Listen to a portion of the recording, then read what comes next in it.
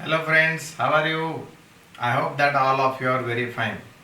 Friends, today we are going to discuss the sonometer experiment. This sonometer experiment is used to determine the frequency of any tuning fork. Friends, in this video we will now see the verification of all laws with the help of sonometer experiment. So be ready now. Let This is the sonometer box which has let two holes to one side of the sonometer box. It is hollow wooden box.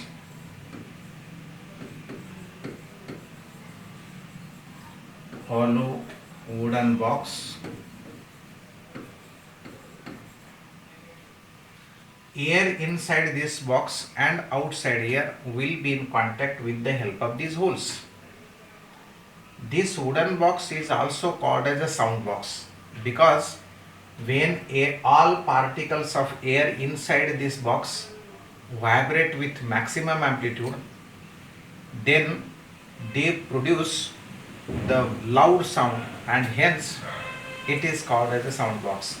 The same principle is used in the harp, guitar and such stringed instruments.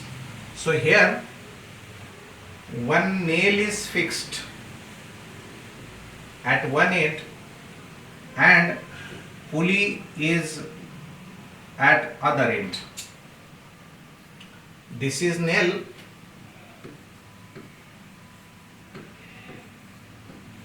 and this is pulley.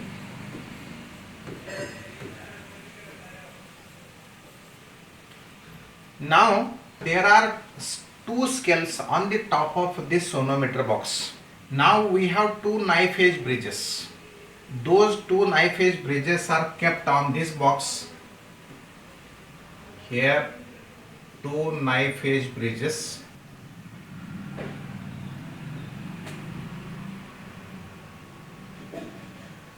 Now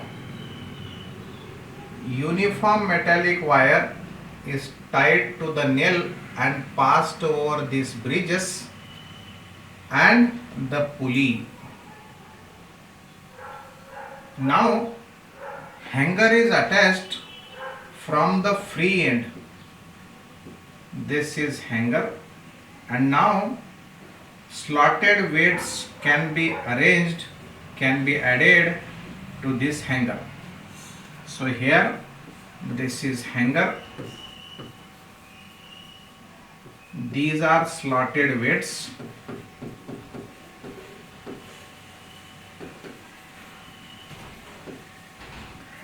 One slotted weight is usually of 500 grams. Hanger itself 500 and one slotted weight of 500 grams. So let this is hanger 1, 2, 3. So hence if we have shown here 4 masses, that means 2 kilograms mass is added to this hanger, or 2 kilogram mass is suspended from the free end of this wire. So this weight will produce some tension and that tension will be same throughout this wire. Now we can say that the knife edge bridges and wire will be in tight contact because level is raised and therefore they will be in fixed contact. It is uniform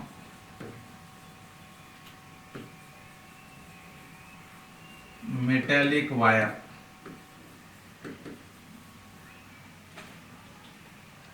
See, we have a set of tuning forks. That set of tuning forks have different frequency. Frequencies of different tuning fork is different. But we will discuss how that tuning fork vibrates and which points vibrate in which direction. That is what the point of our interest now. See, let this is a rod and now it is vibrated with both ends free, then its fundamental mode of vibration will be as such.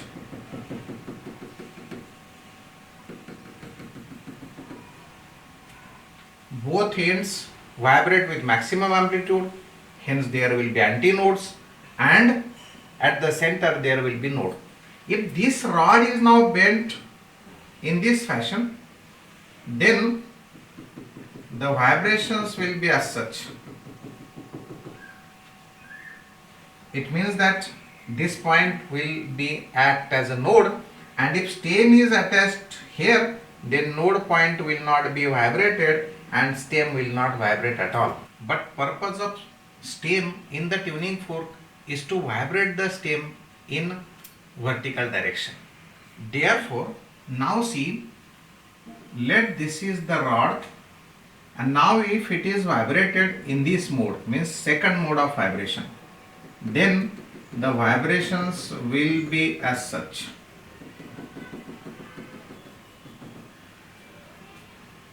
If this rod is bent in this way, and if vibrations are seen, then vibrations will look like as such.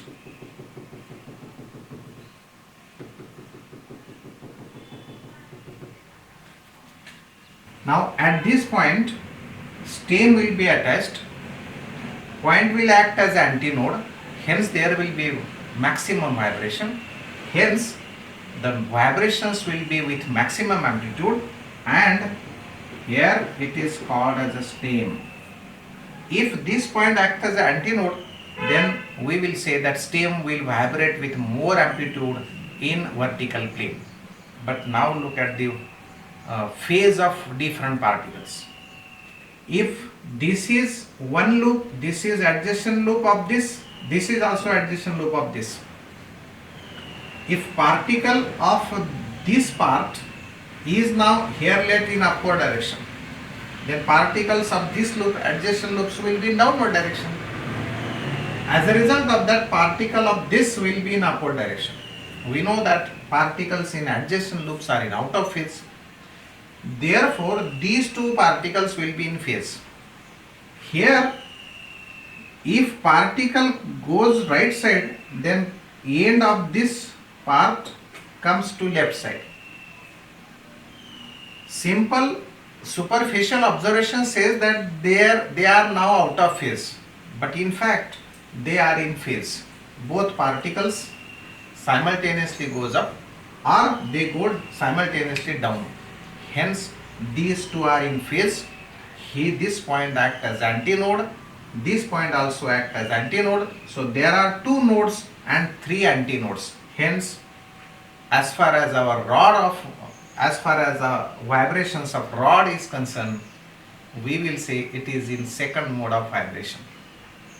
So now, if such a vibrated tuning fork is kept on the box of sonometer, if vibrated tuning fork is kept on the box of sonometer, then stem will vibrate in vertical direction. Therefore, all particles of this tuning fork will vibrate. All particles of this sonometer will vibrate in vertical plane. Hence, wave will be generated from this nail. Wave will be generated from the pulley as well. Wave coming from the pulley towards left, wave generated from the nail will propagate towards right. Frequency of both vibrations will be same. Material of the wire for both waves same, hence medium same. Therefore, these two waves will be identical but only direction opposite.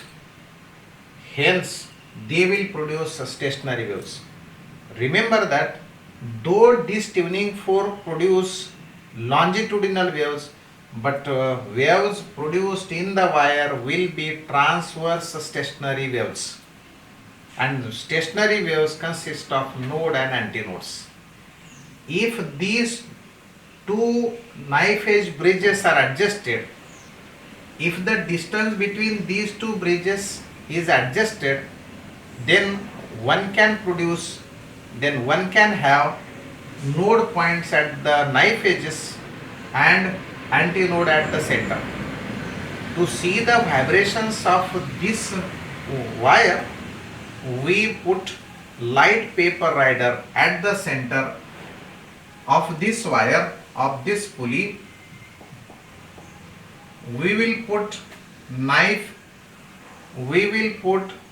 light paper rider at the center of two knife edges, and hence here is let knife edge, here is let paper rider.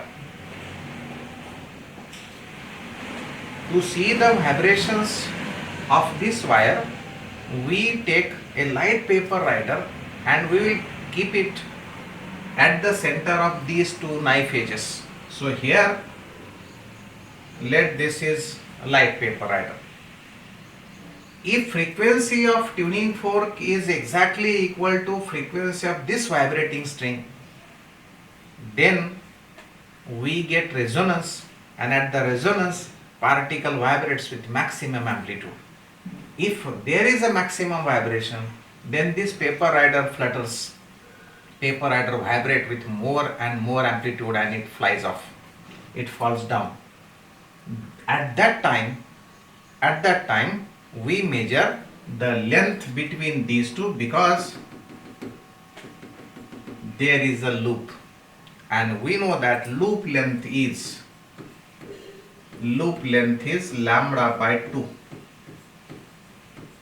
So this is in one language length L, in the language of lambda it is lambda by 2.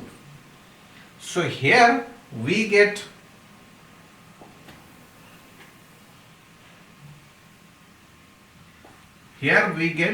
n is equal to 1 by 2L root over T by M. Tension T is known as, mass per unit length of the wire is also known as, frequency can be determined because at resonance n is equal to capital N, and therefore n is equal to 1 upon 2L root over T by M. This is how we can determine the frequency of tuning fork with the help of sonometer experiment. Now we have to verify the law of length. We know that fundamental frequency of vibrating 1 by 2L root of T over M. If tension in the string and mass per unit length of the string are kept constant, then N is inversely proportional to L. This is theoretical statement. We have to prove now. So by taking different tuning forks, we will repeat the experiment by changing the distance between these two knife edges, and we will measure the length for all those such frequencies. So let L1, L2, L3 and L4 are lengths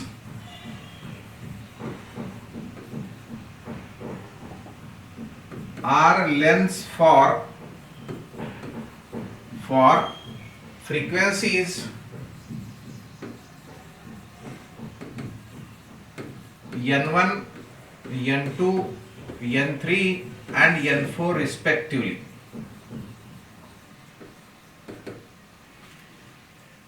It is found that NL is equal to constant. Hence we say that N is inversely proportional to, therefore we say that N is inversely proportional to length. When is it? When T and M are constant.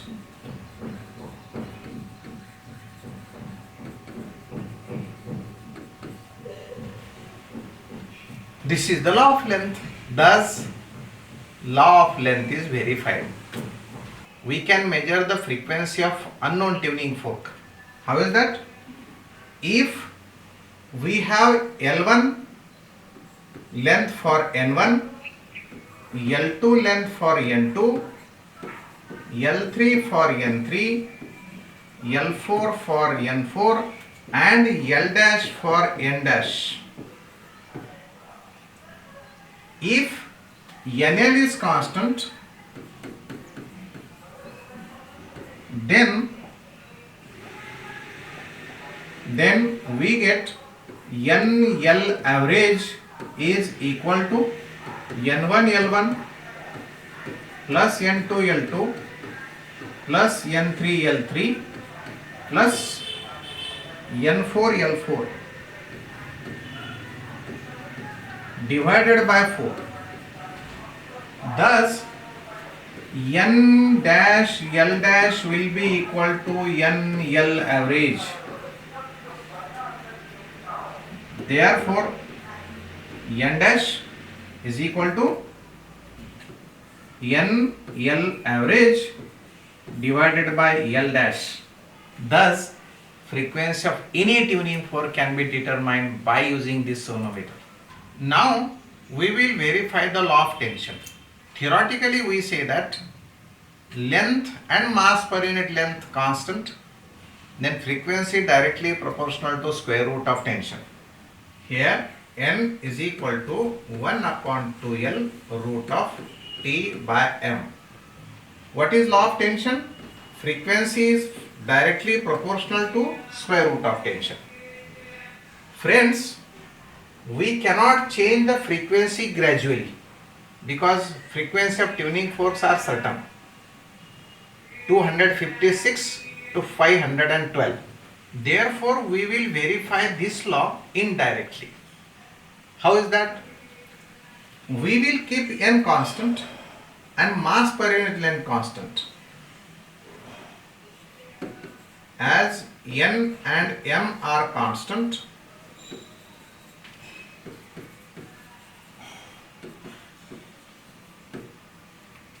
then we change the tension and we will find out the different lengths. Then by changing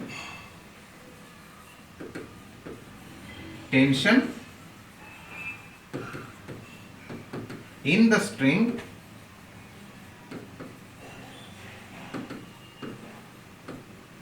different lengths are obtained.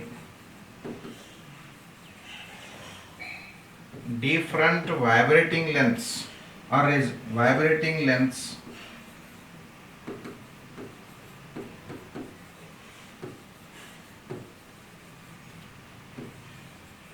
obtained. It is found that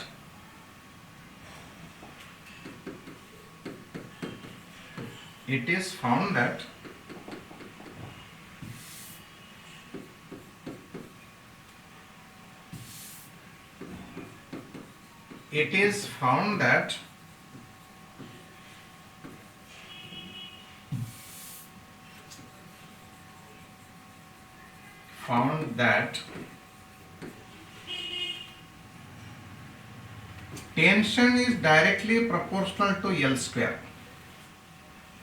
and this can be verified by this formula. If N and M are constant, T is directly proportional to L square. Therefore, thus law of tension is verified.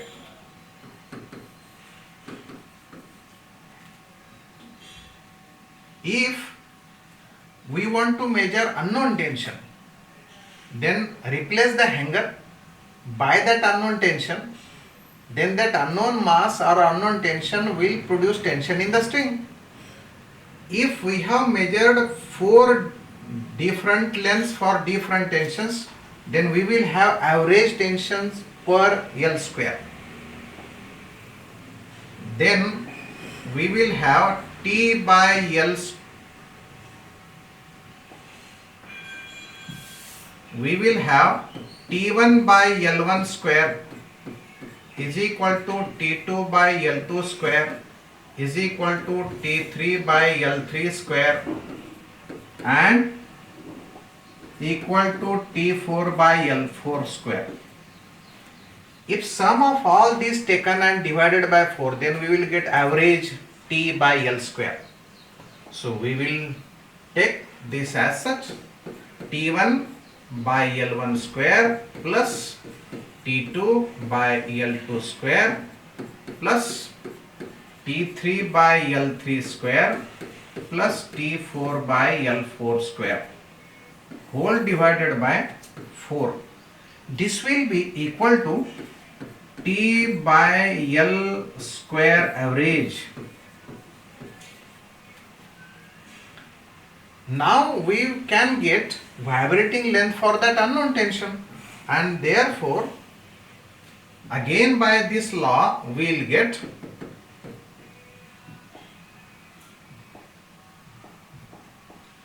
will get T dash by L dash square is equal to T by L square average. Thus T dash will be equal to L dash square into T by L square average. T dash unknown tension can be determined. We will keep frequency constant and tension constant, and we will verify that law of mass indirectly. In fact, frequency is inversely proportional to square root of mass per unit length. But we will verify this law, but we cannot verify this law in this way because frequency of tuning fork cannot be changed gradually, means by 1, 2, 1.5 and so on. So by keeping this frequency constant and tension in the string constant, different wires are taken so that mass per unit length will be different and vibrating lengths are obtained for those 4 mass per unit lengths, and this will be, let L1 length for mass per unit length M1, N2 for M2.